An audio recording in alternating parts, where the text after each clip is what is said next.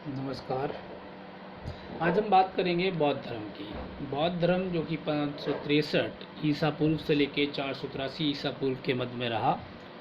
और बौद्ध धर्म को जैन धर्म को हम द्वितीय नगरीय क्रांति के नाम से भी जानते हैं, क्योंकि द्वितीय नगरीय क्रांति क्यों बोला जाता है और बौद्ध धर्म और जैन धर्म का क्यों अस्तित्व में ये दोनों धर्म आए। इसके अलावा और भी धर्म आए थे, लेकिन बौद्ध धर्म और जैन धर्म जो है वो मेन है।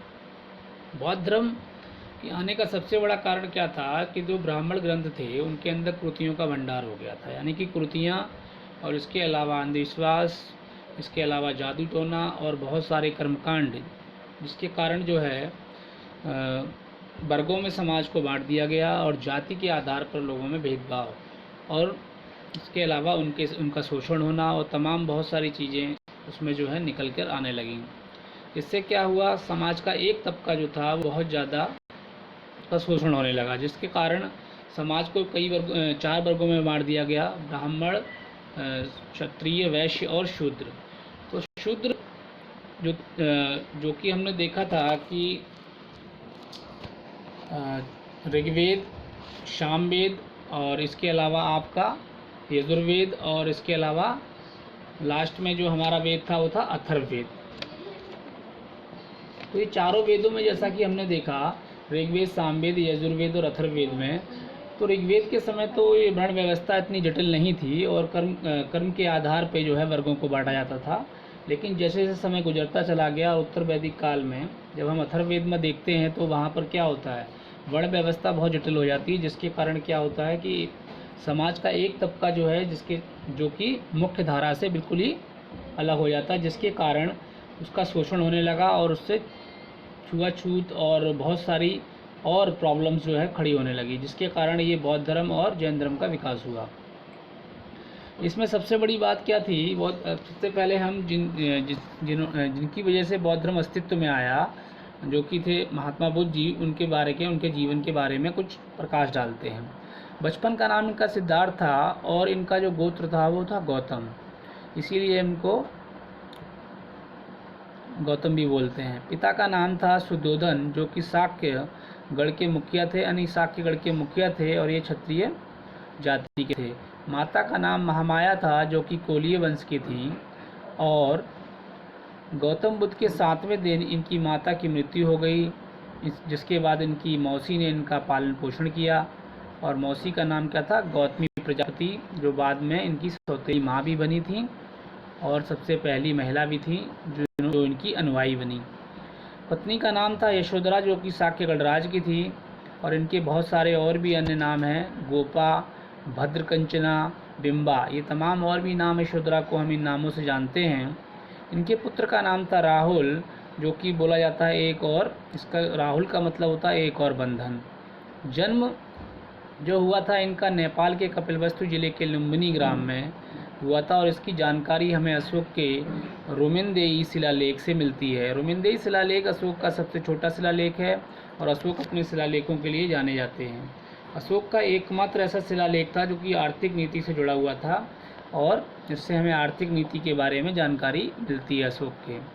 यदि हम एक बात करें, गौतम बुद्ध जी का जो सबसे बड़ा प्रतिद्वंदी था वो था मक्खी गोसाल, जो कि सबसे पहले जैन अनुयायी था और बाद में इसने खुद आजीविक संप्रदाय की स्थापना की। और आजीविक संप्रदाय में क्या था, पुनर्जन्म और भाग्य में विश्वास रखते थे इसके लोग। और इसका कहना था कि नहीं, जो भी कुछ भी हमें मिलता है वो भाग्य से मिलता है, मनुष्य से करने से कुछ नहीं होगा, यानी जो हमारे जीवन में लिखा है वो हमको मिलेगा। इसीलिए, लेकिन इसके बिल्कुल अपोजिट जो है, महात्मा बुद्ध जी कर्मकांड में कर्म में विश्वास करते थे, यानी कि कर्म के आधार पर ही हम लोगों को सब कुछ मिलता है। इसीलिए इनको कहा जाता है आत्मविश्वास में विश्वास नहीं था महात्मा बुद्ध जी को। तो इसी प्रकार से ये क्या था, मक्खी गोसाल महात्मा बुद्ध जी का सबसे बड़ा प्रतिद्वंदी और विरोधी था। हुआ क्या कि जब इनका जन्म हुआ, महात्मा बुद्ध जी का जन्म हुआ, तो एक ऋषि थे जो कि दरबार में आए और उन्होंने इनके पिता जो कि शुद्धोधन थे उनसे कहा कि ये बड़ा होकर एक बहुत बड़ा तपस्वी, यानी कि या तो ये बहुत बड़ा क्या मतलब महात्मा बनेगा या फिर ये बहुत बड़ा क्षत्रिय बनेगा। तो उन्हें डर लगने लगा कि कहीं ये ऐसा ना हो कि बड़ा महात्मा बन जाए और राजपाट कौन संभालेगा हमारा। इसके लिए इन्होंने उनको घर से बाहर ही नहीं निकलने दिया। लेकिन एक बार क्या होता है कि जब ये बड़े हो जाते हैं, जब ये घर से बाहर इनको निकलने का मन करता है, तो अपने एक सारथी जो है चन्ना के साथ, या छन्ना इनका नाम, कुछ भी दोनों में से कुछ भी नाम हो सकता है, चन्ना या छन्ना के साथ राज्य विहार के लिए यानी राज्य के भ्रमण के लिए निकलते हैं। और वहाँ ये कुछ 4 दृश्य देखते हैं। एक दृश्य होता है बूढ़े व्यक्ति का, एक बीमार व्यक्ति का, और एक शव और सन्यासी। और जब ये सारी अवस्थाएं देखते हैं, एक व्यक्ति जो होता है बूढ़ा होता है और बीमार होता है, उसके बाद उसकी डोली उठाई जाती है और वो इस दुनिया से विदा हो जाता है। तो ये देखकर उन्हें बड़ा आश्चर्य होता है और कहते हैं कि क्या यही इंसान का जीवन है, और वो मन में उनके बहुत सारे सवाल उठने लगते हैं। और लास्ट में एक सन्यासी दिखता है, और सन्यासी को देखने के बाद जब वो सवाल पूछते हैं अपने सारथी से, चन्ना से, तो चन्ना बोलता है ये वो व्यक्ति है जो कि इस दुनिया की मोह माया से दूर है और ये ज्ञानी पुरुष है। तो और इसको इस सब मोह माया से और ये सब जो मोह माया है इससे कुछ लेना देना नहीं है। तो इसीलिए वो इनसे प्रभावित होके वो सन्यासी बनने के लिए क्या होता है 29 साल की आयु में अपने घोड़े कंतक के साथ गृह त्याग कर देते हैं और ये ढूंढना चाहते हैं ज्ञान की तलाश। मतलब ये इनको ज्ञान पाना होता है, क्योंकि इन्हें लगता है कि दुनिया में जितनी भी ये मोह माया है और लोग उसके चक्कर में पड़े हैं, इस सबसे निकलने के लिए कहीं ना कहीं ज्ञान की तलाश करनी होगी और इससे भी ऊपर कुछ है। तो ये ज्ञान की तलाश में 29 वर्ष की आयु में अपने घोड़े कंतक के साथ गृह त्याग कर देते हैं। उसके बाद ये क्या होता है, उस समय सांख्य दर्शन जो था, सांख्य दर्शन यानी कि लगभग 6 दर्शन जो थे उस समय, वो सांख्य दर्शन जो है सबसे महान दर्शन और सबसे प्रचलित सबसे ज़्यादा बड़ा उस समय का दर्शन जो है सबसे बड़ा दर्शन माना जाता है। तो सांख्य दर्शन में क्या था कि उसमें जो है मूल तत्व जो है 25 हैं, जिसमें प्रथम तत्व प्रकृति है, इस तरह की बातें की जाती थी। और ये भारत का सबसे प्राचीन दर्शन भी माना जाता है और सबसे प्रचलित दर्शन जो था वो योग दर्शन माना जाता है। तो जो सांख्य दर्शन जो था उसके जो ज्ञाता थे और उसके प्रतिपादक जो थे वो कपिल मुनि जो थे, और इसके आधार ग्रंथ था सांख्य सूत्र। तो उस समय ये जो थे, जब ये ज्ञान की तलाश में निकले तो ये आश्रम पहुँचे अलार कलाम के आश्रम में। अलार कलाम जो थे वहाँ पर, अलार कलाम क्या थे, यहाँ सबसे पहले इनके आश्रम में ज्ञान की तलाश में पहुँचे। और यहाँ पे ये क्या थे, ये सांख्य दर्शन के ज्ञाता थे, बहुत बड़े ज्ञानी पुरुष थे, महात्मा थे, और सिद्धार्थ के गुरु भी इन्हीं को कहा जाता है, अलार कलाम को, क्योंकि सबसे पहले इन्हीं के आश्रम में ये पहुँचे। लेकिन फिर उसके बाद क्या हुआ, इन्हें यहाँ संतुष्टि नहीं मिली। फिर ये क्या हुआ, रामपुत्रक जी के आश्रम में पहुँचे और वहाँ भी उन्हें संतुष्टि नहीं मिली और ज्ञान की इनको प्राप्ति नहीं हुई। फिर ये उरुवेला चले गए ज्ञान की तलाश में। ज्ञान की तलाश में ये उरुवेला गए और वहाँ पर क्या था, गया में, उरुवेला यानी गया में कौंडिन्य ऋषि के यहाँ 4 ऋषियों के साथ इन्होंने तपस्या जो कौंडिन्य ऋषि थे वो 4 ऋषियों के साथ तपस्या कर रहे थे और इन्हीं के साथ बैठकर इन्होंने सिद्धार्थ, इनका नाम था बचपन का, और ये जो है सिद्धार्थ भी वहीं तपस्या करने लगे और इन्हें यहाँ भी ज्ञान की प्राप्ति नहीं हुई। और 6 वर्षों तक इन्होंने क्या किया, यहाँ तपस्या की इनके साथ। लेकिन 6 वर्षों के बाद इन्होंने एक स्त्री के हाथों क्या हुआ, सुजाता नाम की स्त्री के हाथों भोजन खा लिया या खीर खा ली। खाने के बाद, क्योंकि जो कौंडिन्य ऋषि थे ये ऋषि थे और ये बिल्कुल ही महिलाओं से दूर रहते थे, यानी कि ये सांसारिक जीवन से दूर रहते थे, सन्यासी पुरुष थे। तो इनको बुरा लगा कौंडिन्य ऋषि को और ये नाराज होकर कहाँ चले गए, अपने शिष्यों के साथ, ऋषियों के साथ सारनाथ चले गए। इसके बाद सिद्धार्थ ने निरंजना नदी के किनारे, जिसको कि फल्गु भी कहा जाता है, क्या किया, के किनारे पीपल के वृक्ष के नीचे कई दिनों तक, यानी 8 दिनों तक कहीं लिखा है, कहीं पे 49वां दिन या कहीं पे 8वें हफ्ता इनको ज्ञान की प्राप्ति हो जाती है। और ज्ञान की प्राप्ति होने के बाद क्या होता है, जहाँ महात्मा बुद्ध जी को बुद्ध कहा जाता है, सिद्धार्थ जी को बुद्ध कहा जाता है, और पीपल वृक्ष जिसके नीचे इन्होंने ज्ञान की प्राप्ति की उसको बोधि वृक्ष, और जहाँ पर इन्होंने जिस जगह ये ज्ञान की प्राप्ति की उस जगह को बोध गया कहा जाने लगा। बोधि वृक्ष को सबसे पहले बंगाल के गौड़ वंश के शासक थे शशांक, उन्होंने कटवा दिया था, और बौद्ध धर्म अपनाने वाली सर्वप्रथम महिला जो थी वो इनकी मौसी और बाद में इनकी सौतेली माँ बन गई गौतमी प्रजापति थी। बौद्ध अनुयायी बनने वाले ये सर्वप्रथम जो पुरुष थे यानी सबसे पहले महात्मा बुद्ध ने जिनको ज्ञान दिया, वो जो इनके थे 2 बंजारे थे, एक का नाम था तपस्वी और मल्लिक। इन दोनों को सबसे पहले इन्होंने ज्ञान दिया और ये सबसे पहले इनके अनुयायी बनने वाले थे। यानी सबसे पहले बुद्ध के अनुयायी बनने वाले या बुद्ध ने अपना सर्वप्रथम ज्ञान जिनको दिया वो 2 बंजारे थे, एक थे तपस्वी और एक मल्लिक। ठीक है, और ये कहाँ पे थे? गया में ही थे। ठीक है, गया में ही इनको ज्ञान की प्राप्ति हुई थी, इसीलिए इसे बोधि गया कहा जाता है।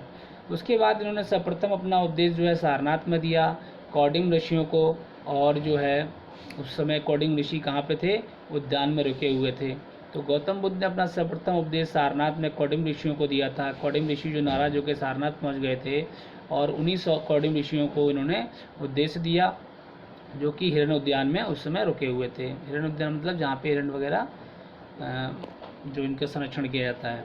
गौतम बुद्ध ने अपना सर्वप्रथम वर्षा काल सारनाथ में बिताया। वर्षा काल का मतलब ये होता है कि क्योंकि ये घूम घूम कर जो है क्या करते थे?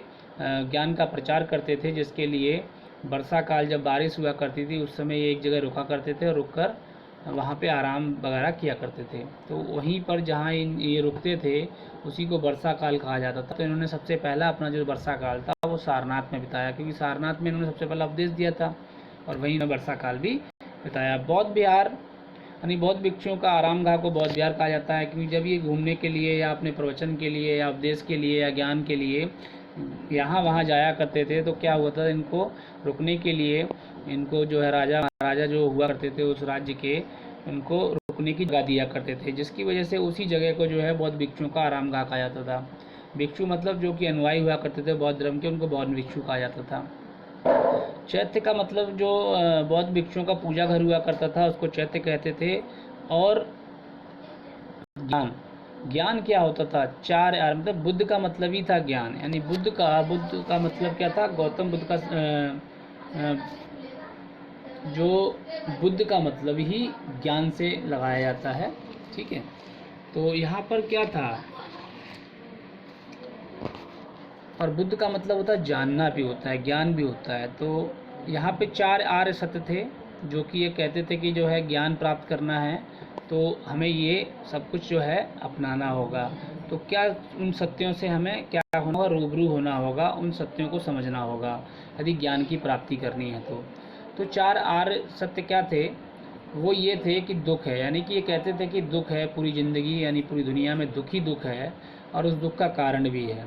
बिल्कुल ये सही बात है कि दुख भी है और दुख का कारण हो तभी तो दुख होगा, और इसके अलावा उस दुख से निकलने का रास्ता भी है। और वो दुख निकलना यदि कोई चाहता है तो वो दुख कैसा है? निरोधी दुख है, निरोध है, यानी कि वो दुख जो है निकलना यदि चाहते हो आप तो उसके निकलने के रास्ते भी हैं, यानी दुख निरोधी मार्ग भी है। तो ये 4 इनके ज्ञान के 4 आर्य सत्य थे। इसके बाद इन्होंने दुख के 12 कारण बताए हैं, उनमें से सबसे महत्वपूर्ण कारण अज्ञानता को बताया है। अज्ञानता का मतलब शारीरिक यानी कि सांसारिक मोह माया, यानी कि जो कि हमारे सांसारिक जिससे हम जुड़े हुए हैं, माता पिता भाई बहन और हमने जो है तमाम प्रॉपर्टी धन दौलत और ये ऐशो आराम की ज़िंदगी, ये तमाम जो चीज़ें हैं ये सांसारिक मोह माया है, ये अज्ञानता है।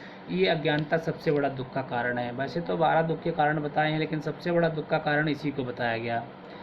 इन्होंने कहा कि ये सब क्षण भर के लिए होता है और ये क्या है? ये क्षणिक है। ये सब जो आनंद और ये जो हम देख रहे हैं, ये तमाम सुख जो है ये क्षणिक है और कुछ समय के लिए हमारे जीवन में रहता है, उसके बाद पूरी ज़िंदगी दुख ही दुख है। तो इसीलिए इनका जो सिद्धांत कहलाया वो क्षणिकवाद का सिद्धांत कहलाया, और इसको पतित सम उत्पाद में जो है इसको जो क्षणिकवाद को जो है लिखा गया है, इसको रखा गया है। तो इस पूरे संग्रह को, सिद्धांत के संग्रह को जो कहा जाता है पतित सम उत्पाद। इसके अलावा इन्होंने ये कहा कि यदि आपको दुखों के कारणों से बाहर निकलना है या इन दुखों से बाहर निकलना है तो हमें 8 मार्गों का पालन करना पड़ेगा, और इन्होंने 8 मार्ग बताए। उन्हीं 8 मार्गों को अष्टांगिक मार्ग भी कहा गया, और इन अष्टांगिक मार्गों में जो प्रथम 2 मार्ग थे उनको प्रज्ञा कहा गया, और मध्य 3 मार्गों को शील कहा गया, और शेष 3 मार्गों को समाधि कहा गया। यानी प्रथम जो 2 मार्ग थे उन 2 मार्गों का मतलब ये होता था कि प्रज्ञा का मतलब क्या? प्रज्ञा का मतलब ये था बुद्धम, यानी कि किसी चीज़ की शुरुआत करना, यानी बुद्धम का मतलब बुद्ध के 3 रत्न भी माने जाते हैं, बुद्धम बुद्धम धम्मम और संगम। इसीलिए कहते हैं बुद्धम शरणम गच्छामि, धम्मम शरणम गच्छामि और संगम शरणम गच्छामि। इसका मतलब क्या है कि जो 2 मार्ग थे अष्टांगिक मार्गों में, वो दोनों मार्गों का मतलब है प्रज्ञा, और प्रज्ञा का मतलब होता है किसी चीज़ की शुरुआत करना, यानी बुद्ध धर्म की शुरुआत करना, उसमें जाना, उसको अपनाना। इसके अलावा क्या होता है, सील यानी मध्य 3 धर्म जो थे, उसका मतलब जो था मध्य 3 मार्ग जो बताए अष्टांगिक मार्गों में, उसका मतलब होता है सील। सील का मतलब होता है जिससे धम्मम, यानी किसी चीज़ को अस्तित्व में या स्थायित्व में आना, यानी उसके अंदर आपको चले जाना और उसको अपना लेना, पूरी तरीके स्थायित्व में आ जाना। उसके बाद शेष 3 मार्ग जो थे वो थे समाधि, यानी समाधि का मतलब होगा संगम, यानी कि आपका मतलब ये हो गया कि आपने जो है मोक्ष के लिए मोक्ष पाना, यानी समाधि पाना, यानी कि जो सांसारिक जो सुख है, वो माया है, उससे मुक्ति पा लेना। इस तरीके से 3 जो थे वो हमारे इनके 3 रत्न थे, बुद्धम, धम्मम और संगम, और अष्टांगिक मार्गों को अपनाने की बात कही। इसी प्रकार से बौद्ध धर्म के प्रचार और प्रसार के लिए इन्होंने जो है, क्योंकि बौद्ध धर्म का प्रचार और प्रसार घूम घूम के यहाँ वहाँ किया जाता था, इसीलिए कई जगह इन्होंने प्रचार और प्रसार किया। जिसमें सबसे पहला प्रचार जो था, सबसे पहले उन्होंने वैशाली में किया, और वैशाली के अंदर इनके एक शिष्य थे, प्रिय शिष्य आनंद, इनके कहने पर इन्होंने महिलाओं को संघ में भाग लेने के लिए कहा। तो अब बुद्ध जी इनकी बात से समर्थन में या इनकी बात को स्वीकार किया, और स्वीकार करने के बाद इनके जो सबसे पहली महिला जो इनकी अनुयायी बनी थी, वो बनी थी गौतमी प्रजापति, जो कि इनकी मौसी भी थी। इसके अलावा दूसरी महिला जो इनकी अनुयायी बनी, वो थी नंदा, जो कि इनकी बहन, गौतम की बहन थी, यानी इनकी बहन थी। और तीसरी महिला जो इनकी अनुयायी बनी, वो थी यशोधरा, यानी कि खुद इनकी पत्नी गौतम जी की। चौथी महिला जो थी वो क्षेमा थी, या खेमा बोल सकते हैं, बिंबिसार की पत्नी। और 5वीं जो थी वो थी उत्पल वर्णा, और छठी जो थी आम्रपाली। यानी कि ये 6 महिलाएं जो थी, और भी बहुत सारी महिलाएं हैं, लेकिन ये 6 महिलाएं जो हैं, ये सबसे पहले इनकी अनुयायी बनी। उसके बाद जो है इनका प्रचार प्रसार जो है श्रावस्ती में हुआ, और सबसे ज़्यादा इन्होंने जो है श्रावस्ती में अपना समय बिताया, और सबसे ज़्यादा उपदेश भी यहीं दिए, इसीलिए सबसे ज़्यादा अनुयायी भी इनके श्रावस्ती में ही बने। यहाँ पर एक उंगलीमाल नामक का डाकू रहता था, जो कि इनका अनुयायी बना और इनके धर्म को अपनाया, और इनसे बहुत ही ज़्यादा प्रभावित हुआ। श्रावस्ती के अंदर उंगलीमल नाम का डाकू जो था, वो भी यहाँ पे रहा, और उसने जो है सबसे पहले यहाँ पर जो है किसी डाकू ने जो है इस धर्म को अपनाया। इसी प्रकार क्या हुआ, इन्होंने जो है उसके बाद पावापुरी में प्रचार प्रसार किया। यहाँ पे चुंद नामक एक सुनार था, जो कि इनका बहुत ही प्रेमी था, और जो इनका अनुयायी था। वहाँ जाने के बाद इन्होंने क्या हुआ, यहाँ पर इन्होंने उसके हाथों से मशरूम या सूअर, पता नहीं किसका, या सूअर का मांस था कि मशरूम था, कि गलती से उन्होंने ग्रहण कर लिया, जिसके कारण इनकी क्या हुआ, इनकी शारीरिक अवस्था ख़राब हो गई, और ये कुशीनगर चले गए। यहाँ कुशीनगर जाने के बाद क्या हुआ, ये मल्लगढ़ राज्य में पड़ा करता था कुशीनगर। यहाँ पर क्या हुआ, इन्होंने हिरण्यवती नदी के किनारे सबसे आखिरी में जो ज्ञान दिया, वो सुभद्र को ज्ञान दिया, और यहाँ पर इन्होंने अपने देह का त्याग कर दिया। इनकी मृत्यु हो गई 483 ईसा पूर्व में, और यहीं पर इनकी अस्थियों को रखा गया है, और अंतिम संस्कार भी इनका यहीं किया गया। अब हुआ क्या कि यदि बात की जाए गौतम बुद्ध के जो धर्म का प्रचार इन्होंने कौन सी भाषा में किया, इन्होंने पाली भाषा में धर्म का प्रचार किया था। और बुद्ध पूर्णिमा को हम पहले वैशाख पूर्णिमा के नाम से जाना करते थे, और उसके बाद बुद्ध पूर्णिमा के नाम से मनाया जाता है। वैशाख पूर्णिमा के दिन क्यों मनाया जाता है, क्योंकि वैशाख पूर्णिमा के दिन ही गौतम बुद्ध जी का जन्म हुआ था, और इसी दिन को ज्ञान की प्राप्ति हुई थी, और इसी दिन की मृत्यु हुई थी। इसीलिए वैशाख पूर्णिमा को हम बुद्ध पूर्णिमा के नाम से भी जानते हैं। इसके अलावा बुद्ध से जुड़े हुए कुछ चिन्ह हैं, इनके जीवन से जुड़े हुए कुछ घटनाएं हैं, जो कि चिन्हों के रूप में हम उन्हें जानते हैं, या चिन्हों के रूप में उनको दर्शाया जाता है, तो वो भी जानना बहुत ज़रूरी है। इसमें माँ के गर्भ में आना जो है हाथी पाँव से उसको दर्शाया जाता है, माँ के गर्भ में आना, क्योंकि कहा जाता है कि जब माँ के गर्भ में शिशु आता है तो पाँव भारी होता है, ऐसा कहते हैं, तो इसीलिए उसको दर्शाया गया हाथी पाँव से। जन्म को कमल के फूल से दर्शाया गया, क्योंकि ये माना जाता है कि जो बुद्ध जी थे वो भगवान विष्णु के 9वें अवतार माने जाते हैं, ऐसा कहा जाता है। इसीलिए और कमल का फूल जो है विष्णु जी का क्या है, वो उनका उस पर वो विराजमान रहते हैं, यानी कि वो उनका एक तरह का क्या है, इस पर वो बैठते हैं, क्या बोलते हैं उसको, सीट बोलते हैं, क्या बोलते हैं, सॉरी थोड़ा सा समझ नहीं आ रहा। कमल का फूल जो है ये जन्म के लिए जो है ये प्रतीक है।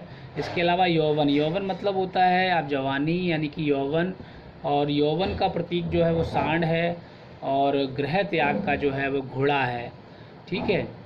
और इसके अलावा ज्ञान जो था, इन्होंने देखिए गृह त्याग का घोड़ा होने का कारण ये है क्योंकि ये अपने घोड़े के साथ जो थे, चेतक के साथ कहाँ निकले थे, ये घर को त्याग कर निकल गए थे। और घर को त्याग के कितने साल की उम्र में निकले थे, ये 29 साल की उम्र में निकले थे। घोड़े का नाम क्या था, चेतक नहीं था, सॉरी कंथक नाम था। कंथक के साथ जो है ये निकल गए थे। उसके बाद इन्होंने ज्ञान की प्राप्ति कहाँ की थी, गया में की थी, पीपल नदी के पीपल के नीचे, और इसीलिए इनको यहाँ ज्ञान की प्राप्ति हुई। इसीलिए कहा जाता है, निर्वाण का मतलब ही होता है अंधकार के दिए का बुझ जाना और ज्ञान के दिए का जल जाना, यानी मोक्ष की प्राप्ति हो जाना, यही इन्हें कहलाता है ज्ञान की प्राप्ति। और ये जो पीपल के नीचे जो इन्होंने लिया था, ज्ञान की प्राप्ति की थी इन्होंने, और इसी को पीपल को बोला गया था बोधि वृक्ष। ये बोध गया बोला गया क्योंकि गया में था, ठीक है। तो ये थोड़ा सा समझने वाली बातें थी, मैंने आपको पहले भी बता दी है। और ये किस नदी के किनारे था, निर्जना नदी के किनारे था, जिसको फल्गु भी कहा जाता था, ठीक है। उसके बाद उपदेश इन्होंने सारनाथ में सबसे पहले दिया, और उपदेश देके लोग क्या होते थे, धर्म में परिवर्तन हो जाता था, धर्म चक्र परिवर्तन इसलिए बोला गया इसको, इसीलिए इसको चक्र से दर्शाया गया है। मृत्यु जो थी वो इनकी कहाँ हुई थी, कुशीनगर में। और मृत्यु के बाद इंसान के क्या होते हैं, मूर्तियाँ बनती हैं, स्टैचू बनते हैं, इसीलिए स्तूप जो है और या पदचिन्ह के नाम, पदचिन्ह से इसको दर्शाया जाता है। तो ये जो थी महात्मा बुद्ध के जी की जीवन से जुड़ी हुई कुछ घटनाएं थी, जिनको कुछ चिन्हों के द्वारा दर्शाया जाता है। ये तो था आपके हिंदी में, लेकिन ये जो है हम उनके जो बौद्ध धर्म के जो ग्रंथ हैं उनके अंदर क्या बोला जाता है, इसको समझने की ज़रूरत है। ग्रह त्याग को जो है महाभी निष्क्रमण भी बोलते हैं, और ज्ञान को निर्वाण बोलते हैं, और उपदेश को धर्म चक्र प्रवर्तन, और मृत्यु को महापरिनिर्वाण बोलते हैं। निर्वाण मतलब अंधकार के दिए का बुझ जाना और मोक्ष की प्राप्ति करना, ठीक है। इसके अलावा क्योंकि महात्मा बुद्ध जी की मृत्यु हो गई थी, महात्मा बुद्ध जी की मृत्यु कब हो गई, 483 ईसा पूर्व। 483 ईसा पूर्व जब महात्मा बुद्ध जी की मृत्यु हो गई, और मृत्यु होने के बाद क्या हुआ, इनके धर्म का प्रचार और प्रसार करने के लिए कुछ इनके अनुयायी जो थे, इनके धर्म का प्रचार प्रसार किया। प्रचार प्रसार करने के लिए ये जगह जगह जाते थे, और जगह जगह जाते थे तो कुछ संगीतियों का आयोजन किया जाता था, और ये संगीतियों का आयोजन जो है राजाओं के नेतृत्व में किया जाता था, और इसके अध्यक्ष जो हुआ करते थे वो इनके अनुयायी और जो ज्ञानी होते थे बौद्ध धर्म के, वो किया करते थे। इसीलिए बहुत सारी संगीतियों का आयोजन भी किया गया, जिसमें 4-5 संगीतियों का आयोजन किया गया। उन संगीतियों के बारे में हम लोग जान लेते हैं। सबसे पहली जो संगीति थी वो 483 ईसा पूर्व में की गई थी, एकदम इनकी मृत्यु के बाद। 483 ईसा पूर्व में 483 ईसा पूर्व में बुद्ध जी की जो है मृत्यु हो गई थी, और इसीलिए महापरिनिर्वाण जो है इनका हो गया था। इसीलिए जो है सबसे पहली संगीति राजगृह में हुई, और इसके नेतृत्वकर्ता जो थे वो अजातशत्रु थे, और अध्यक्ष कौन थे, महाकश्यप थे। इसी संगीति के दौरान जो है दो जो है ग्रंथों की रचना हुई, जिसको हम बोलते हैं सुत्त पिटक और विनय पिटक। सुत्त पिटक की रचना जो की थी वो आनंद जी ने की थी, और विनय पिटक की रचना उपाली जी ने की थी। इनके बारे में भी हम लोग जानेंगे, सुत्त पिटक किस विषय में है और विनय पिटक किस विषय में है।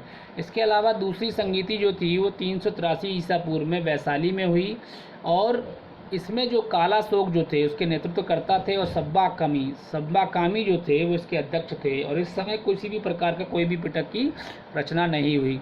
तीसरी बौद्ध संगति जो है, जिसकी तिथियां जो हैं अलग अलग मानी जाती हैं, 255 ईसा पूर्व, 251 और 249। इसमें से कौन सी सही है ये हम नहीं जानते, लेकिन ये अलग अलग किताबों में अलग अलग दी जाती हैं। इसमें वाद विवाद है और इसमें थोड़ा सा कॉन्ट्रडिक्शन चल रहा है।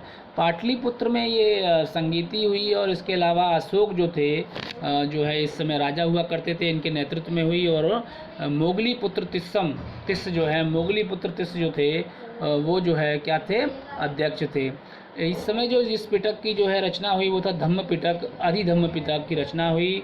और रचना किसने की इसकी बात का अभी तक पता नहीं लग पाया है। चौथी जो संगीति थी वो 98 ईस्वी में हुई, प्रथम शताब्दी में। और किसने की थी, कुंड या कहाँ पे हुई थी, कुंडल वन में हुई थी, जो कि कश्मीर में है। कनिष्क के शासनकाल में हुई। और अश्वघोष जो कि उस समय अध्यक्ष थे और वसुमित्र जो थे उपाध्यक्ष थे। और इसी समय चौथी संगति के दौरान ही बुद्ध धर्म जो था वो हीनयान और महायान में परिवर्तित हो गया और बट गया। पांचवी संगति 640 ईसा पूर्व कन्नौज में हुई थी हर्षवर्धन के काल में। और इस समय ह्वेन सांग जो है वो भारत में आए थे और इस संगति में इन्होंने भाग लिया। लेकिन इसके यदि बारे में हम जाने, हर्षवर्धन जो थे प्रयाग में हर साल जो है 5 वर्ष में, हर 5 वर्ष में क्या करते थे, महामोक्ष परिषद का आयोजन किया करते थे। और ईस्वी के शासनकाल में जो ह्वेनसांग चीनी यात्री था, वो बहुत बड़ा बौद्ध भिक्षु था, वो भारत आया और जिसने कि महामोक्ष परिषद के अंदर भाग लिया। और क्या समझा उसने कि ये बौद्ध संगति है, इसको बौद्ध संगति समझ के उसने जो है महामोक्ष परिषद में भाग लिया। और महामोक्ष परिषद में भाग लेने के बाद तभी से इसको क्या कहने जाने लगा, पांचवी संगति कहा जाने लगा। ठीक है, ये थी हमारी संगति जो कि 5 संगति हुई थी और उन 5 संगतियों के बारे में मैंने आपको बताया। आगे अब हम जानते हैं सूत पिटक के बारे में, इनमें क्या क्या लिखा गया है। सूत पिटक जो थे उनके रचनाकार क्या थे, जो कि आनंद थे और उपदेशों का संग्रह, यानी कि जितने भी उपदेश दिए गए उन सारे महात्मा बुद्ध जी के द्वारा वो सारे के सारे उपदेशों का संग्रह जो है सूत पिटक के अंदर है। और इनके कई अध्यायों में ये बताया, तो संयुक्त निकाय अध्याय में अष्टांगिक मार्ग की बात की गई है। और जो अंगुत्तर जो निकाय का अध्याय है उसमें जो है 16 महाजनपदों का जिक्र किया गया है। विनय पिटक जो कि रचनाकार उपाली हैं और बौद्ध भिक्षु एवं भिक्षुणियों की दैनिक दिनचर्या क्या होती है उसकी बात इसमें कही गई है। आनंद जो थे और उपाली जो थे वो मल्ल गणराज्य के थे, जो कि कुशीनगर में है। और इनको अप दीपो भव कहा गया। आनंद और उपाली की भी इन्होंने सूत पिटक और कौन सा पिटक, विनय पिटक की रचना की, इसीलिए इन्हें अप दीपो भव कहा गया। अब देखिए क्या हुआ, इसके बाद जो हमने आपको बताया था अधिधम्म पिटक की रचना हुई तीसरी बौद्ध संगति में, जिसके नेतृत्वकर्ता कौन थे, जिसमें कि जो है महाराजा अशोक यानी कि सम्राट अशोक जो थे वो इस समय हुआ करते थे। और उनका जो धर्म था राजधर्म वो था धम्म, इसीलिए अधिधम्म पिटक की रचना हुई।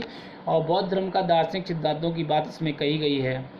यदि हम बात करें सूत पिटक, विनय पिटक और अधिधम्म पिटक को मिलाकर क्या कहा जाता है, इन तीनों को मिलाकर त्रिपिटक कहा जाता है। और त्रिपिटक क्या है, बौद्ध धर्म का पवित्र ग्रंथ भी है। बौद्ध धर्म के जन्म से पहले की कथाओं को हम जातक कथाएं कहते हैं। और बौद्ध धर्म के साहित्य से जुड़ा हुआ एक और ग्रंथ है जिसको बोलते हैं थेरी गाथा। थेरी गाथा भी एक बौद्ध धर्म साहित्य है जो कि बौद्ध धर्म के बारे में जानकारी देता है। चलिए अब आगे जानते हैं। इसके अलावा अन्य बौद्ध साहित्य और भी हैं, जैसे मिलिंद पानो जो है इसके रचनाकार नागसेन हैं, विवाह शास्त्र के रचनाकार जो हैं वसुमित्र जो हैं, और बुद्ध चरित्र और सौंदर्यानंद और सरीपुत्र प्रकरण इनके जो रचनाकार हैं वह अश्वघोष हैं। और ये सब के सब जो हैं आपके साहित्य जो हैं कनिष्क के शासनकाल में रचित किए गए। ठीक है, और सर्वाधिक जो है गांधार कला और मथुरा कला, 2 कलाएं चला करती थी। सर्वाधिक मूर्तियों का निर्माण जो है गांधार कला के अंतर्गत हुआ और मथुरा कला के अंतर्गत जो था गौतम बुद्ध की पहली मूर्ति बनाई गई थी। अब जैसा कि हमने आपको बताया था कि चौथी बौद्ध संगति के दौरान क्या हुआ था कि जो बौद्ध धर्म है वो हीनयान और महायान में बट गया। हीनयान और महायान में बट गया, तो ये हीनयान के जो अनुयायी थे, जो इसको मानने वाले थे, और महायान को मानने वाले थे, तो ये किस प्रकार से बट गया, इनमें क्या वाद विवाद हुआ। हीन का मतलब होता है निम्न और महा का मतलब होता है उच्च, यानी महान मतलब उच्च और हीन का मतलब निम्न। तो जो हीनयान को मानने वाले थे वो निम्न मार्ग का पालन किया करते थे और गौतम बुद्ध के उपदेशों में परिवर्तन नहीं चाहते थे, यानी चाहते थे जिस प्रकार से गौतम बुद्ध ने कहा है उसी प्रकार से हमको अपनाना है, उसमें किसी प्रकार का कोई परिवर्तन नहीं करना है। इसके अपोजिट जो थे महायान थे, वो कहते थे कि नहीं, हम उच्च मार्ग का पालन करेंगे और समय के साथ गौतम बुद्ध के उपदेशों में परिवर्तन करते चले जाएंगे। इसीलिए इन दोनों में जो है वाद विवाद हो गया और ये दोनों के दोनों हीनयान और महायान बन गए। ये क्या होता है कि इन्हें जो है श्रावकयान भी कहा जाने लगा। जो हीनयान थे उनको श्रावकयान कहा जाने लगा, क्योंकि ये क्या करते थे, ये कहते थे मोक्ष से पहले चीज़ों को, यानी मोक्ष से पहले की चीज़ों को ये मानते थे। और यहाँ पर क्या था, इनको कहा जाता है बोधिसत्व। किसको, महायान को बोधिसत्व कहा गया, क्योंकि इनका कहने का मतलब क्या था, सब कि व्यक्ति जो है ये ऐसे व्यक्ति को कहा जाता था जो कि मोक्ष प्राप्त कर लिया हो जिन्होंने, और जो मोक्ष प्राप्त कर चुके हैं, ज्ञान प्राप्त कर चुके हैं, और वो क्या करेंगे, दूसरों की मदद करेंगे मोक्ष को प्राप्त करने में। यानी बोधिसत्व इनको कहा जाता था, दूसरों को मदद करेंगे क्या करने में, मोक्ष प्राप्त करने में, यानी ज्ञान को प्राप्त करने में। और इन्हें जो है श्रावकयान कहा गया, हीनयान को। और ये क्या करते थे, मोक्ष से पहले की चीज़ों में विश्वास करते थे। इसके अलावा हीनयान जो थे ये महात्मा बुद्ध जी को महान पुरुष मानते थे, और जो महायान के लोग थे ये देवता मानते थे। और कनिष्क के शासनकाल में मैंने आपको बताया था कि सबसे पहली मूर्ति जो है महात्मा बुद्ध जी की बनाई गई। हीनयान के जो लोग थे वो मूर्ति पूजा के विरोधी थे, क्योंकि ये कहते थे जिस प्रकार से, जैसे कि बुद्ध जी ने हमें उपदेश दिए हैं हम उसी प्रकार से मानेंगे, इसमें किसी प्रकार का परिवर्तन नहीं करेंगे। और बुद्ध जी भी जो है मूर्ति पूजा के विरोधी थे।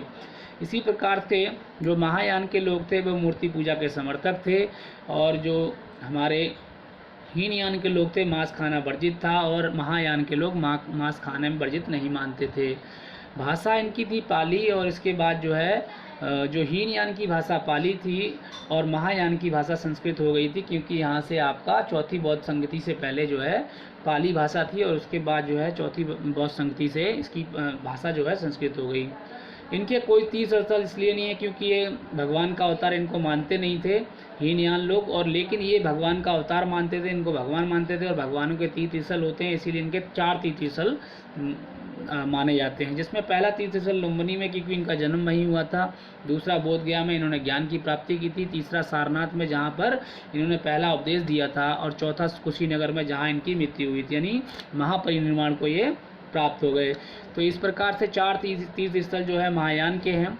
अब इनकी पढ़ाई के लिए, हीनयान की यदि पढ़ाई लेनी थी तो उस समय जो है विश्वविद्यालय हुआ करता था बल्लवी का, जो कि गुजरात में था, और वहाँ जाना होता था। और इसका निर्माण जो है भट्टारक ने करवाया था। भट्टारक ने इसका निर्माण करवाया था हीनयान महाविद्यालय का, जहाँ पर कि विश्वविद्यालय का, जहाँ की ये कि गुजरात बल्लवी में है।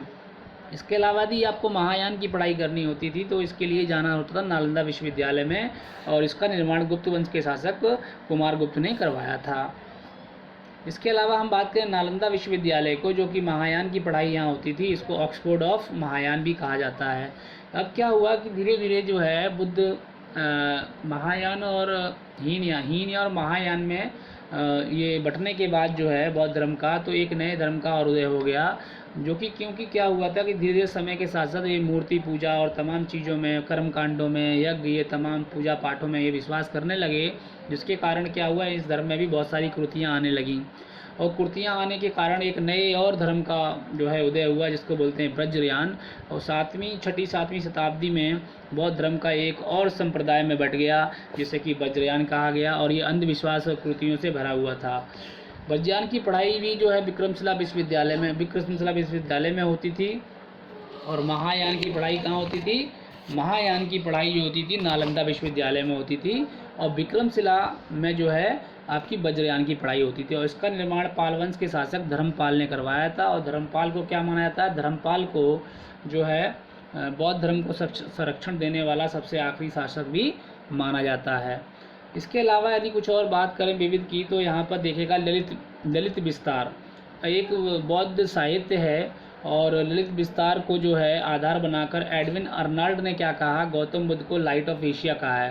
यानी ललित विस्तार एक अन्य जो है बौद्ध साहित्य है, जिसको आधार बनाकर एडविन अर्नाल्ड ने गौतम बुद्ध को क्या कहा है, लाइट ऑफ एशिया कहा है।